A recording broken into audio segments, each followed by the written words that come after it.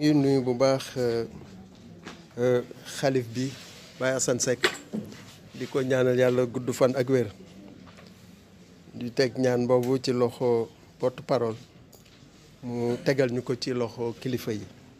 di nuyu gouverneur bu baax di nuyu le préfet di nuyu sous-préfet di nuyu chef de service yi fi tase yëpp di santaat yàlla bu baax bim ñu mayee ñu fekkewaat événement bi di ñaan yàlla lépp luñ ci mébét yàlla na yàlla sottal ko incha allah comme niñ ko waxee léegi rek defe naa ni am na ci ay points yu bari yoo xamante ni interpellé nañ ci mais ñuy indi rek nuyoo monsieur le maire ci mbokki Thiénaba yëpp ak ci assemblée bi di wax ni comme niñ ko waxee léegi li jëm ci wàllu Senelec li mu wax ci wàllu lamp yi nga xamante ni day continuer di tàkk foofu aussi li ma ci indi leeral rek mooy li ma waxoon ci CDD bi ñun contacteur bi nga xamante ni moom moo nekkoon foofu ñun ñoo ko jëndoon def ko fa mais biñ ko jëndee dañoo ñëw fekk ñu jël ko te ñi koy jël xam nañ ko parce que ku xamul dara ci courant je crois que ni mënoo ko jël donc je crois que ni loolu mooy suñu problème foofu dañ ko jënd monter ko ñu ñëw jël ko loolu tax lampe yi di tàkk ñu def ko direct léegi lampe yi di tàkk noonu en attendant jëndaat nañu beneen li des mooy ñu jëli câble bi muy wax ñu mën a defaat connexion bi pour que loolu di kii te je crois que ni loolu du yàgg li jëm ci ay lampe aussi prévoir nañ ko jënd nañu ay lampe pour ak Senelec ñu ànd ak ñoom mën a changer yenn lampe yi li jëm ci aussi abattage errant yi je crois que ni vétérinaire bi avant ñuy dugg ci nawet bi def na ko parce que dafa ñëw ci ñun wax ñu ko ni bu nawet bi xasee ba am duñ ko def mu jox ñu expression de besoin ñu financer ko moom mu def kii po ba envoyé na ma aussi des photos yoo xamante ni des chiens qui ont été abattus donc li jëm ci aussi ci wàllu route yi ñun en un moment demoon nañu seeti waa c'est comment encore ok Promoville waa Promoville def nañu correspondance dem ci ñoom bi ñu ñëwee aussi am nañu réponse ak waa Promoville parce que ñëw nañ fa à Thiénaba ñëw nañu ba dem à Thiénaba Seck am ay routes yu ñu natt ñëw Thiénaba Gare aussi am ay routes yu ñu natt mais ça fait 2 ans de cela bi ñu ko defee léegi boobaak léegi ba ñu nattee ba léegi dellusiwaatuñu amaatuñu leneen jéem nañ leen woo mais ñoom aussi li ñu wax ni dafa am loo xamante ni moom la ñuy xaar pour ñëw boobu ba léegi aussi amaatuñ ci réponse loolu ñuy wax aussi gouverneur suñ ci gën a mënee jàppale aussi pour waa Promoville ñu gën leen a relancer ba xam projet boobu fu mu toll ndax comme ñëwoon nañu ba natt ba pare donc lu ñu mébatoon la pour def ko donc je crois que ni peut-être bu ñu leen relancer yàlla mën na def incha allah ñu am ci kii may wax aussi ci waa UCG ak Promoged comme ni leen ñëpp remercier di leen remercier encore une fois mais di leen wax ni Thiénaba aussi dafa yaatu fi mu toll nii te actuellement benn tasseuse bi nga xamante ne moom la ñu yore defe naa ni c'est pas des meilleurs dafa xaw a kii vraiment attanul mbalitu Thiénaba donc suñu mënoon dolli benn tasseuse ak un personnel pour que ñu mën a jàppale mbalit mi ñu mën ko di ko def à temps loolu aussi dina doon loo xamante ni lu am solo lay doon incha allah waaw ok quoi que ci wàllu set-setal bi aussi comme niñ ko defee ñu ngi koy defee chaque année prévoir nañu aussi pour mobiliser les agents du FERA pour que aussi ñu ñëw jàppale appuyer comité d'organisation bi comme ni ñu ko daan defee toujours pour que ñu mën ko def lii ñu wax aussi lii commandant wax léegi aussi ci affaire point de vente yi pour ñu mën ko régulariser là aussi dinañ ànd ak comité d'organisation bi fu ñu war a jël arrêté wala loo xamante ni war nañ ci jàpp incha allah ñu jàpp ci ba lépp tegu ci yoon pour que ñu mën a am loo xamante ni lu mucc ayib la defe naa ni daal ci loolu mooy yi nga xamante ni interpellé woon nañ ñi ci loolu te incha allah rabbi pare nañu aussi pour jàpp ci lépp loo xamante ne nañ ko daan defee pour que mu gën a jëm kanam ñu gën ko yokk incha allah rabbi pour loolu lépp mën a tegu ci yoon incha allah. waaw defe naa ci loolu daal yooyu mi nga xamante ni mooy yi ma noté woon ci li nga xamante ni moom la ñu interpellé woon macha allah. ah loolu moom pour agent Senelec loolu moom bu ñu ñëwee rek moom amul problème le terrain est disponible ñu jox leen terrain boo xamante ni dañ ko fa mën a def moom ci ñoom la dépendre bu ñu ñëwee rek ñu jox leen terrain pour ñu mën ko fa def parce que kooku c'est une nécessité et c'est une demande forte du khalife bu mu yàgg a demandé te loolu pare nañu incha allah. merci madame le gouverneur salaamaaleykum mbooloo mi maa ngi yëkkati nuyoo teg ko ci loxo madame le gouverneur nuyu ko nuyu bu tedd nuyu waale monsieur le préfet ak le sous-préfet waaye nuyu waale it ki nga xam ne mooy le porte-parole du khalife le chargé de l'organisation ak la délégation bi composée n'est-ce pas ñëw représenter le marabout ci CRD bi ci gouvernance di nuyu aussi les chefs de service yi nga xam ne ñoo fi nekk bàyyiwuma kenn ba ci les forces de sécurité de défense ñoom ñëpp maa ko ci ne maa ngi lay jox sa wàccuwaay donc di yëkkati kàddu ci turu président conseil départemental bu Thiès muy monsieur Siré Dia moom personnellement moo ma yebal ne naa ñëw représenter ko fii ci CRD bi ndaw nag bu ñu ko yebalee li ko war mooy déglu taataan bu paree la mu dégg yëpp mu dem sottil ko yónnee waaye na bañ bu mu yem foofu na jël lépp taataan ko yónnee ko waaye na ci taxaw temm ba daal fa tabaarakalla yaakaar gi ñu am yaakaar jooju bañ a tas dama wax ni gàmmu Thiénaba 145e édition loolu du lu ndaw ragal naa ni gàmmu gee ñu mag ñun ñëpp fii ku fi am 145 ans gisuma ko fi xëy na man mii mën naa sañ a wax artiste comédien bi ne am naa 145 ans waaye bu ma ko waxee ay reetaan rek laay sàkku ci yéen waaye xam ngeen ni loolu wax lu ma neex la donc lii yàgg naa am donc ñuy ñaan yàlla mu gën a sax ki nga xam ne moo na ci jal bi di suñu wayjur di suñu xarit di suñu baay bëgg nu lool fonk nu lool muy sëñ Cheikh na Ahmada Tijani Seck ñuy ñaan yàlla na ko fi yàlla bàyyi sëñ Assane yàlla na ko fi yàlla bàyyi yàlla dolli ko taxaw ndax suñu xarit la ku nit ku yàlla baaxal la nit la koo xam ne nekkanam fii ci dëkk bi ak ci réew mi amal nañu njëriñ donc gouverneur dégg naa lépp exposé besoin yaa ngi nii incha allah lépp lay jël dem teg ko ci loxo président date bi nag laa gisul mais ce qui est sûr mooy deuxième li ma gis fii mooy deuxième c'est prévu au mois de septembre. Le 14-15 septembre. Ah le 14 ou le 15 voilà l'essentiel daal li am solo ba am solo mooy du loo xam ne dina réer dina ump di doomu aadama yi en tout cas dina expression des besoins ngi nii dinaa dem teg ko ci table bi ne ko nag loo ci man jàpp ci ndax lii kat ku ci jàppal nga liggéeyal nga sa bopp liggéeyal nga yàlla liggéeyal nga yonent bi liggéeyal nga l'islam donc loolu daal madame le gouverneur incha allah li ma war daal en tant que représentant du président mooy rendre ko compte fidèlement incha allah je le ferai di ñaan yàlla may ñu fekkee ko ci jàmm ak salaam li ngeen ci yóotu ak li ngeen ci bëgg yëpp yàlla na leen ko yàlla defal ci barke Seydina Muhammad sallallahu alayhi wa sallam allahumma salli ala Seydina Muhammadin wa ala alihi wa sallam. wane li nga xamante ne nii ñi nga xam ne dañu nekk biir Thiès di fi liggéeyee représenté fi administration am nañ habitude di accompagner ñi nga xam ne dañuy organiser ay gàmmu rawatina gàmmu bu Thiénaba ndax li ñu fi wax yëpp comité d'organisation bi teg ko muy ay besoins yoo xamante ne dañ ko exprimer yaakaar naa ne li ci ëpp yëpp chef de service yi fi toog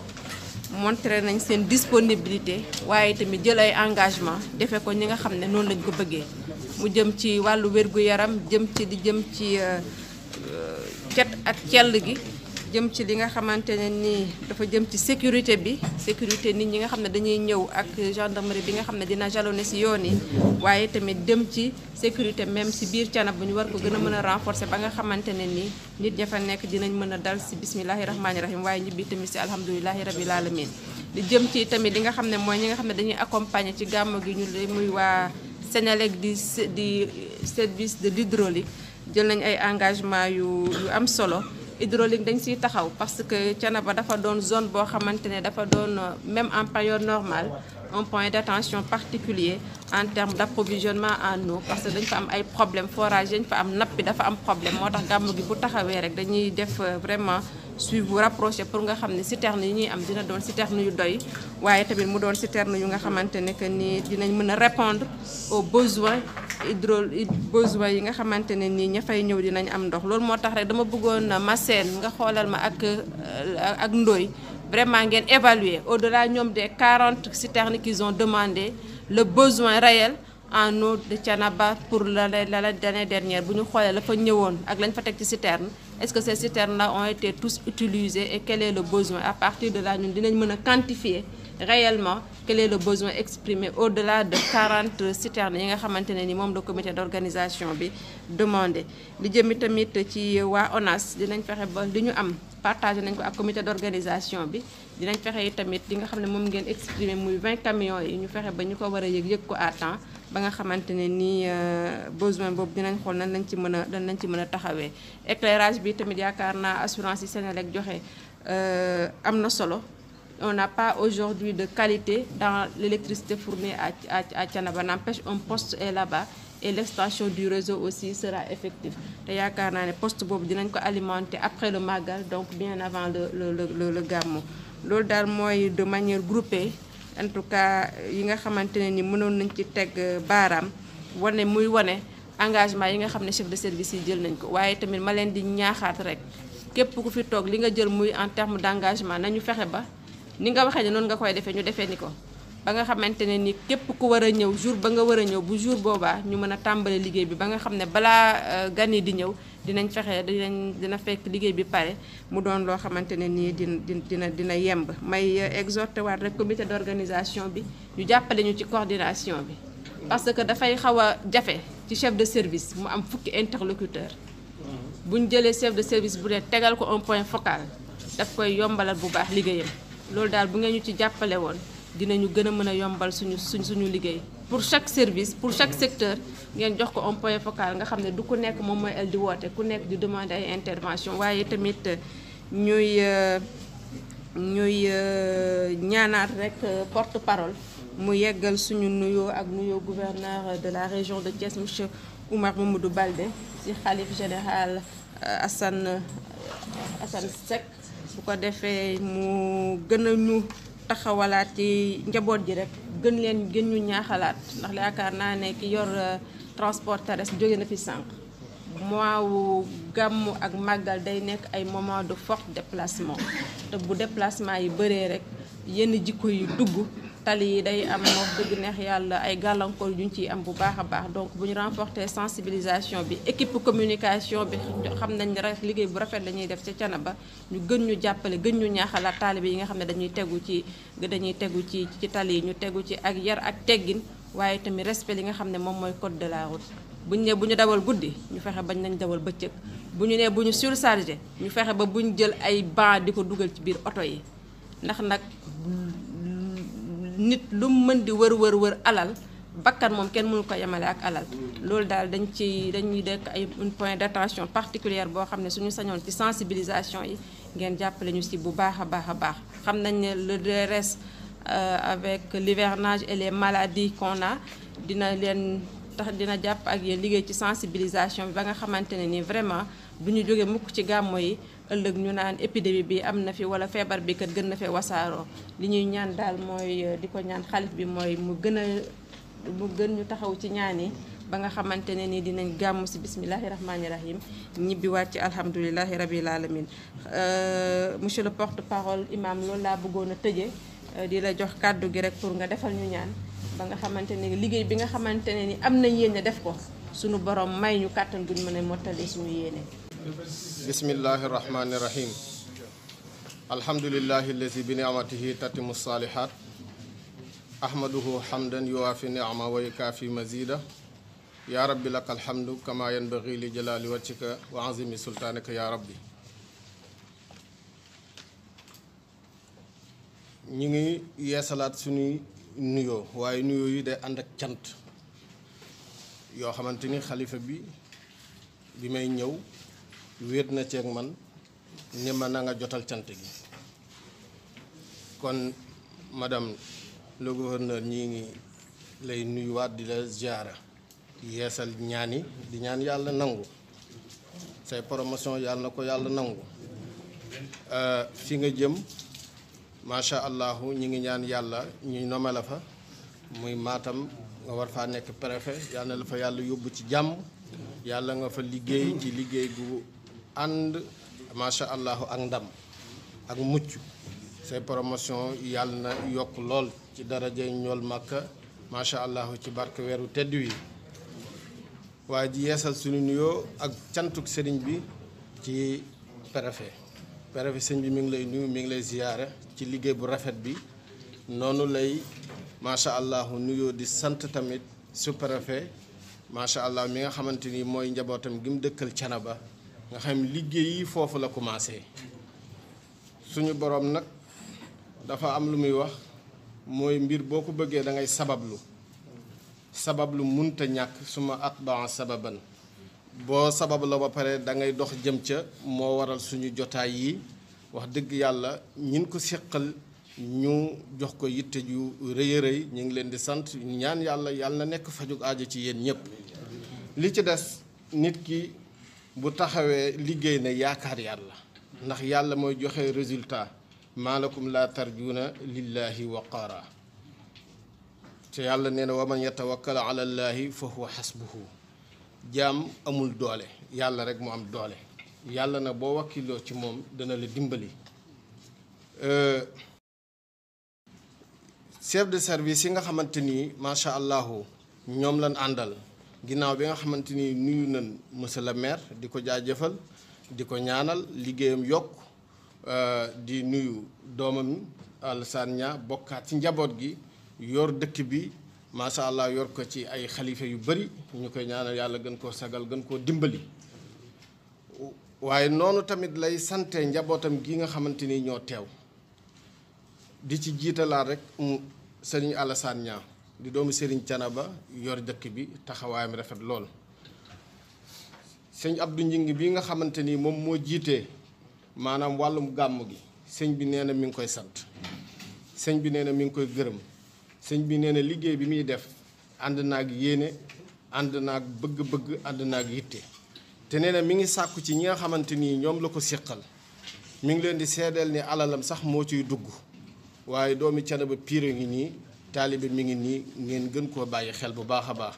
kon Abdou ñu ngi santu sëriñ bi jot na lool ak équipe bi nga xamante ni sa njaboot la nga ànd ak ñoom ci liggéey bu tedd bi macha allah ay at a ngi nii ngay taxawu gàmmu gi waaye taxawaay bu mucc ay lool njabootu boppam gi sëñ Ibrahima Seck nekkoon taawu sëñ Abdourahim nekkoon xalifa général bu Thiénaba nee na mi ngi koy sant mi ngi koy gërëm ci ay taxawaayam ci ay ndimbalam macha allahu bàyyi ba di ko Seck teew na fi di doomu Serigne Thiénaba sëñ baa ngi koy sant di ko gërëm bu baax a baax a baax waaye di nuyu njabootam gii monsieur le gouverneur Serigne Thiénaba nee na njaboot gii mi ngi lay seedeel ni ku ci nekk la nga jiite taxaw na ca taxawaay bu rafet macha allah ñu mën cee cité rek Serigne Ibrahima Silla nekk sët ci Serigne Thiénaba jiite wàllu organisation bi mi ngi koy sant di ko gërëm di ko nuyu waaye alxaaji Njuga Kebe alxaaji Njuga Mbeng macha allah du taalibe waaw nekk ku am taxawaay yu mucc maanaam ci ëtt bi sëñ bi mi ngi koy nuyu di ko sant bu baax a baax nga xamante wàllu organisation bi ñëpp xam nañ ni bu àddoo rek macha allah jox na ko yitte Pape Mor Gueye di njabootuk sëriñ bi di ku rafet xel macha allah nekk koo xamante ni du sonn ci liggéeyu Thiénaba sëñ baa ngi koy nuyu di ko gërëm Góora Njaay nekk doomu sëriñ bi macha allah am ay yéene ci dëkk bi sëñ baa ngi koy nuyu tamit di ko gërëm jiite wàllu santé bi Souleymane Gueye jiite wàllu organisation yi jiite daayira yi di organiser cérémonie Thiénaba macha allah ñu ngi koy indil nuyoob sëriñ bi ak cantam alxaaji Bakka Jóob mi nga xam ne moo jógee ba Ndar te Ndar gox bii xam nga ñun waa Thiénaba macha allah maam Cheikhu Amadou ñuy nuyu sëñ Alpha bi mi nga xamante ni moo fi teewal waa Wuramaadi ñun fa lañ jëlee moo waral Thiénaba gi ndax maam Cheikhu Amadou moo woote woon ngir dëggal baatub laa ilaaha illallah ngir mbay njaboot gi jàmm macha allahu ba xeex bi nga xamante ni maam Cheikh Amadou mujj na koo def muy Samba Sadio 1875 boobu la Thiénaba am ngëneel lii mu am te dootul deñ ba mukk yàlla na ci jàmm yàlla na ànd ak jàmm ak sutura ñi ngi koy jagleel nuyoo ak diggante feek Wuro Madiyu daanaka njabootu Thiénaba dafa ëppee fii ndax Wuro Madiyu ak Thiénaba benn ligne la woon woo xamante ni bëriwuloon ay nit kon ñu gën leen a jàppale ndax seen délégation bi day yaatu lool ñu gën cee bàyyi xel kon Alaaji Bakka ñu ngi lay nuyu bu baax sëñ bi nee na jaajëfal na la fi nga jóge sori na waaye liggéeyu diine moo mel noonu Babacar Ndiaye jiite wàllu ndox mi taxawaayam rafet na sëñ baa ngi koy nuyu di ko ziyaare bu baax ni ko noonu Ibrahima Mbaye Diop macha allah nekk représentant Sonacet macha allah sëñ baa ngi koy nuyu di ko gërëm sëñ Mouhamad Seck di doomam am taxawaayu rafet ndax gàmm buñ koy waxe mooy woo njaboot gi ñu fekk si la nga waxtaan ak ñoom xamal leen ñoom ñooy kan seen taxawaay ci réew mi xamal leen seeni kilifa xamal leen seen boroom loolu il faut que ay conférence ak jotaay yu yaatu moo koy accompagner loolu moom moo ko jiite am ci taxawaay yu rafet sëñ baa ngi koy nii di ko ci ñaan yàlla subhanahu wa taala lépp yàlla na aw yoon maam Baba mi nga xamante ni mooy organiser wàllum marché bi moom tamit am taxawaay sëñ baa ngi koy nuyu ba tamit di ko gërëm Mbay Kan nga xamante macha allah mooy di dimbalante ak ñi wàllu sécurité bi noonu lañ koy sante commandant ñi ngi santaat ci sa njaboot ñi la nekkal Thiénaba commandant Fay bi nekk Thiénaba taxawaayam rafet na jigéen a sëriñ bi macha allah loolu ñu ngi la koy seedeel Moussa Ndongo nekk doomu sëriñ bi nekk doomu Thiénaba am taxawaay lool nekk coordonnateur parti bi maanaam ñu ngi koy nuyu moom tamit macha allah di ko sant bu baax di ko gërëm délégation Kër Mëgëy ak Cawaare macha allah ak dëkk yi nga xamante ni ñoo wër Thiénaba ñëw nañ teew xam ni mbir mi seen mbir la ñoo ko moom ñu ngi leen di sant bu baax nag di leen gërëm bu baax Kër Njaga Saar ak dëkk yi wër Thiénaba yépp rek li ci des mooy sëriñ Thiénaba li ma waxoon ni naa ko jotal tamit nee na mi ngi ñaan yàlla dimbali ñu ci événement bi ñu jëm yàlla nag moo am ndimbal waaye ndimbalug jullit day aju ci nan la jàppee ci yonant bi sallallahu alayhi wa sallam ndax yonant bi mooy làmp bi nga xam ne moo leeral àddina la njëkk yonant bi sallallahu alayhi wa sallam di ñëw ci àddina ñëpp xam ne ak nooteel bari woon na nit ñi ci lëndëm lañ doon dund waaye yonant bi moo ñëw nekk yërmande yàlla wax ci alquran ni na ngeen ko gëm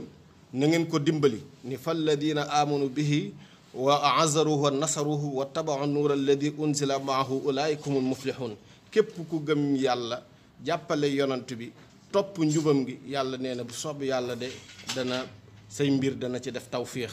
kon ñi ngi jàpp ni jotaay bii ñu amal fii nii incha allahu fajug aajoon ci lépp a ngi ci suñu borom nag day wax ni bu ngeen ma nangulee rek ma jàppandil seeni mbir in tansurullaha yansurukum wa yusabbit aqdaamakum nit nag mën naa lànkal yàlla waaye ak dundam dudul am barke damay faral di wax ni xam-xam wut ko yomb na alal wut ko yomb na waaye bu ànd ak barke fitna lay doon te bëri na ñoo xamante ni ay milliards lañ yor te buñ tëddee di nelaw ndax li ko waral macha allah ñàkk kilifteef moo ko waral ñàkk nangul yàlla subhanahu wa taala moo ko waral kii di maam Amary Ndack Seck nag nga xamante ni bokk na ci ñi xeex ba lislaam samp Thiénaba jàmm am Thiénaba maanaam di yar njaboot gi ci anam gu mucc ayib maam Amary Ndack moomu mënoon naa woote bisub Samba Sadio macha allah mu nekk bis boo xam ne bu ko wootee Sénégal yépp danañ ko wuy si waaye yonent bi sallallahu alayhi wa sallam rek la tàntal moo tax Thiénaba guddi gàmm lan am loolu tamit ñu leen ci bàyyiloo xel waaw te Thiénaba fi mu toll nii dafa àgg ci dimension boo xam ni ci ñaari at yi ñetti at yi nii yaatu na yaatuwaay boo xam ne laaj nañu bàyyiwaat ko xel ci secteur yépp rek kon loolu monsieur madame le gouverneur nga bàyyi ko xel bu baax a baax sëñ Thiénaba nee na njaboot gi nan bàyyiwaat xel seen alal ndax Umar ibnu Xattaab doon wax ni kunna adalla ummatin fa a'azzana allahu bil islaami wa mahma btaghayna al izzata fi ghayrihi azallana allah. nit amul lu dul donoom nit la la teddal la la samp la la feeñal na nga ko jàpp fonk ko saa yoo ko sàgganee mooy yow rey nga sa bopp donte sax yaa ngi des di dund. kon sëñ Thiénaba nee na nani wax ju rafet sëñ Thiénaba nee na kilifteef nañ ko yeesal sëriñ Thiénaba nee na ku nekk na nga jàpp ni Sénégal gii yow yaa ko war a defar. sëriñ Thiénaba nee na nan gën a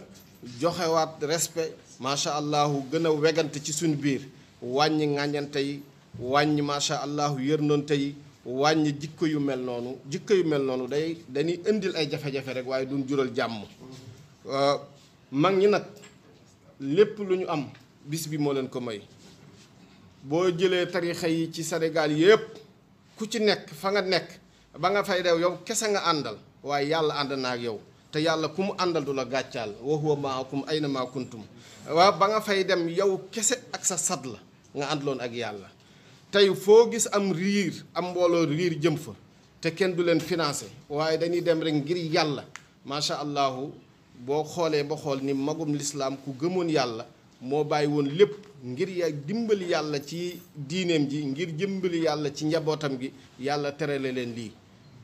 moo tax ñoom ñëpp boo xoolee yonent bi mooy seen référence yonent bi macha allah mooy seen lépp yonent bi macha allah moom la ñuy dundee mooy ci la ñuy tàggat njaboot gi. léegi nag gàmmu Thiénaba ñi ngi ñaan yàlla nañ ci àgg ak jàmm waaye sëñ bi neen ngeen gën cee jàpp ndax am réew sécurité moo ko yor ak wàllum économie. ndaw ñi saa yu ñëwee Thiénaba Serigne Thiénaba nga xam ay milliers de personnes ñoo koy wuy si ñu waxtaan ak ñoom ci ñu gën a nangoowaat liggéey ñu waxtaan ak ñoom ci ñu gën a nangu kilifteef loolu njëriñu réew mi la. kon ñu ngi leen ci gën a tàllalaat loxo ngeen gën cee dimbali Serigne Thiénaba su ko defee gàmmu gi nag ñuy ñaan yàlla rek yàlla nañ ci àgg ak jàmm gi dégg nañ seeni engagement li nga xamante ni tey wax nañ ko fi ñëpp xam nañ ni même bu sottiwul yéene am na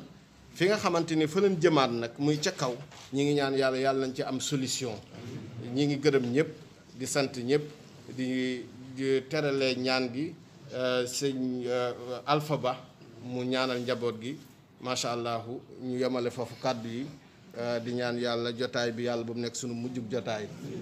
ku ci nekk la nga bëgg yàlla xam na ko ci sax. loolu leen fa mboolem xeetu ngëneel bi jaahi rasulillah dana yàlla fa suñu aajo yëpp yaa arhamar rahimin yaa arhamar rahimin yaa arhamar rahimin yaa rahmaan yaa rahim yaa rahmaan yaa rahim yaa rahmaan yaa rahim yaa xayral mas'uul yaa mujibu da'watal mutadarrin yaa ilaahal aalamiin bika anzalna hawaa'ijana wa anta a'lamu biha faqdiha اللهم أنت لها ولكل حاجة فقدها وفضل بسم الله الرحمن الرحيم ما يفتح الله للناس من رحمة اللهم صل على سيدنا محمد الفاتح لما أغلق والخاتم لما سبق الناصر الحق والهادي إلى صراطك المستقيم وعلى آله حق قدره ومقداره العظيم سبحان ربك رب العزة عما يصفون وسلام على المرسلين والحمد لله. De Thiénaba, le CDD à la préfecture. Aujourd'hui, nous sommes à l'avant-dernière réunion, avant la réunion nationale. Dis-nous, êtes-vous satisfait des dispositifs et engagements pris par les différents chefs de service, disons, à l'issue de ce CRD? Oui, tout d'abord, je voudrais saluer le khalife général de Thiénaba, Seigneur Assane Seck. Saluer également les autorités, à commencer par le président de la République, Bassirou Diomaye Faye. Saluer le Premier ministre, Ousmane Sonko, le ministre de l'Intérieur, Jean-Baptiste Tine, mais aussi saluer le gouverneur de la région de Thiès, M. Baldé, et aussi l'adjointe au gouverneur qui a présidé la réunion d'aujourd'hui, Mme Teneng Faye. Je salue également le préfet et le sous-préfet qui était venu dans cette séance. Saluer le sous-préfet de Thiénaba et son adjoint, Moussé Sy, mais également saluer les services, disons, de l'État qui sont venus en masse et qui vraiment ont participé positivement à cette réunion du comité régional de À 3 semaines du Gamou, la 145e édition du Gamou de Thiénaba, est-ce qu'on peut dire qu'aujourd'hui vous rentrez avec un espoir après les engagements pris? Oui, je rentre avec un espoir, je rentre aussi optimiste, compte tenu des engagements qui ont été pris par les services, les différents services de l'État. Évidemment, il y a quelques soucis sur certains services, disons particulièrement les services de l'eau, l'hydraulique, les services de l'ONAS. Ce sont des services dont nous attendons beaucoup à cause de l'hivernage, dont nous attendons beaucoup à cause du manque d'eau à Thiénaba, mais aussi nous attendons beaucoup à cause de la population et des pèlerins qui comptent venir au Gamou prochain. Donc, mais mis à part ces quelques observations, ces quelques remarques, nous sommes vraiment optimistes, nous sommes vraiment satisfaits des engagements qui ont été pris par les différents services, la Sénélec, la santé, disons, la sécurité, la Géroute, bien que nous avons aussi quelques demandes qui ne sont pas encore satisfaites, mais de manière globale, vraiment, ils ont tenu leur parole, ils ont tenu leur engagement et ils ont beaucoup fait l'année dernière. Il ne reste que des améliorations, il ne reste que des compléments qu'il faudrait tenir durant le Mawlud prochain qui se tiendra vers le 14 et le 15 septembre 2024. Monsieur le Président, le problème de l'eau qui revient, qu'est-ce qui n'a pas marché avec justement les travaux au niveau du nouveau forage de Thiénaba? Madame le gouverneur l'a dit tout à l'heure, nous avons un problème de nappe. Thiénaba, actuellement, on est en train de forer un puits qui a duré presque depuis l'année dernière. L'année dernière, à cette heure-ci, on l'avait commencé. Ça n'a pas terminé. On a refait donc c'est des positions. On a un problème de nappe. À chaque fois qu'on arrive aux environs de 200 mètres de profondeur, les appareils utilisés ne puissent pas dépasser cette couche du sol. Et donc, nous avons un problème de nappe qu'il conviendra de surmonter. Et c'est pour ça que nous avons des problèmes d'eau. Et pour l'instant, vous allez faire recours aux citernes? Ah oui, pour l'instant, nous avons fait recours aux citernes comme l'année dernière. Nous avons demandé 40 citernes. L'année dernière, nous en avons 20 environ. Mais compte tenu de l'augmentation de la population, nous avons demandé 40 citernes. Et nous avons aussi demandé des bâches à eau. Nous avons demandé des bâches pour la protection des pèlerins pendant la pluie. Nous avons aussi demandé des citernes qui puissent aspirer l'eau de ruissellement de la pluie. Et donc, nous avons deux problèmes avec l'eau. Le problème de l'eau pour la consommation et pour le lavage, pour la consommation humaine, mais aussi le problème de l'eau pour l'assainissement, les routes qui sont gorgées, qui sont envoyées par l'eau et que les pèlerins n'arrivent pas à passer à travers les routes. Donc il nous faut gérer cette situation d'assainissement de l'eau, mais aussi avec des motopompes, mais aussi gérer la situation de l'eau propre à consommer localement. Dernière question, qu'est-ce que vous comptez faire à l'endroit des forces de défense et de sécurité pour faciliter le déplacement aux nombreux talibés qui vont rallier Thiénaba, notamment ceux de Saint-Louis, mais également ceux qui viennent de la Gambie avec la douane? Oui, ils nous ont montré la voie. Ils nous ont demandé d'adresser des lettres au commandement supérieur de la sécurité, de la gendarmerie. Nous le ferons. Et nous avons aussi, en dernière situation, la réunion du ministre, au niveau du ministre, national. la réunion nationale. Et donc, à partir de la réunion nationale, tous ces problèmes sectoriels ou ces problèmes qui sont au niveau régional peuvent être réglés parce que eux, c'est des directeurs ou des ministres qui coiffent l'ensemble des régions du Sénégal, depuis Saint-Louis jusqu'à Dakar. Donc nous n'aurons pas de problème à transcender, à dépasser, à passer d'une région à autre, parce que les décisions viennent d'un niveau supérieur. Merci président Abdou Gningue ginnaaw ndaje yu njëkk yi ren jàpp nañ ne gàmmu Thiénaba comme d'habitude mais ren teel ngeen jóg comité d'organisation bi amaana ne fii ak réunion ak ministre de l'intérieur ndax mënees na wax tey jii fii bu ñu waroon def gàmmu gi ëllëg li ngeen fii jot a dégg fii engagement yi ñu jël xel dal na. waaw xel dal na am nañu yaakaar trop ci engagement yi nga xamante ne autorités yi jël nañ ko ñu ngi leen di sant responsable yooyu waaye nag di tàmbali suñu kàddu ci nuyu xalif général Thiénaba Baye Assane Seck di nuyu aussi le président de la République Bassirou Diomaye Faye di nuyu son premier ministre Ousmane Sonko di nuyu le ministre de l'Intérieur le Jean-Baptiste Tine mais di nuyu aussi le gouverneur de la région de Thiès monsieur Baldé son adjoint également madame Faye et le préfet, le sous-préfet et le préfet, l'adjoint au sous-préfet monsieur Sy qui était venu. Nous saluons également oui ñoo ngi nuyu itam ñi nga xamante ni ñooy autorités yi nga xamante ni ñoo nañ jóge ci ay chef de service yi waaye di leen jaajëfal ci taxawaay yi di leen jaajëfal ci engagement yi kenn ku ci nekk nee nga liñ defoon daaw duñ def moyen donc liñ defoon daaw moom assuré wuñ ko dinañ ko def loolu déjà dal na xel li ci des mooy li ciy topp ci par rapport ak changement yi am changement yooyu nag li ko waral mooy dañoo am ay nit ñu population bi augmenté wu nit ñi gën a dëkk si Thiénaba ñu nekk itam ci gàmmuk nawet di gën a jigéen ndox mu bari mi ndax boo septembre début septembre dafa jige août dafa nekk ci biir nawet donc soxla yi ñu daan am su taw amul dara amul léegi si ni day yokk loolu moo tax yaakaar yi ak ñaan yi ak demande yi ñu def gën a bari ci ren jii waaye daan am nañ ci yaakaar bu baax a baax a baax am nañ tuuti ay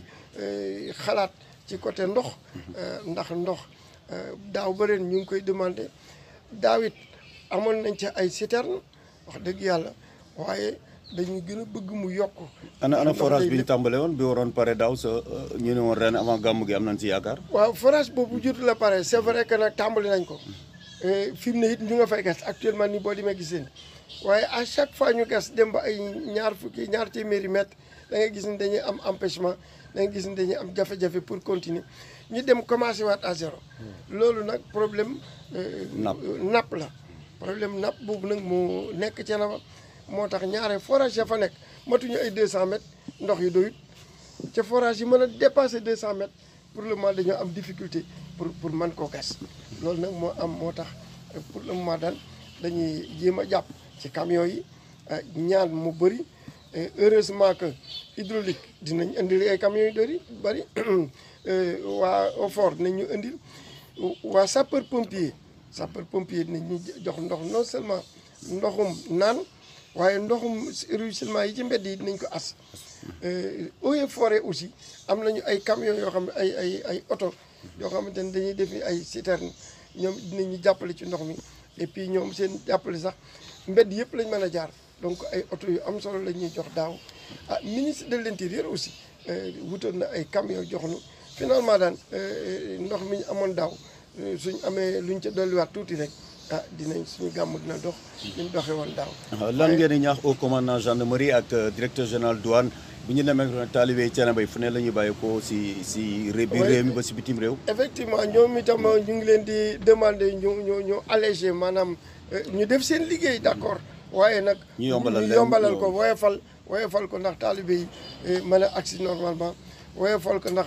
pèlerins yi ñi nga xamante ni yor nañ seen i sëriñ war koo indi ci taalibe yi ñu mën koo indi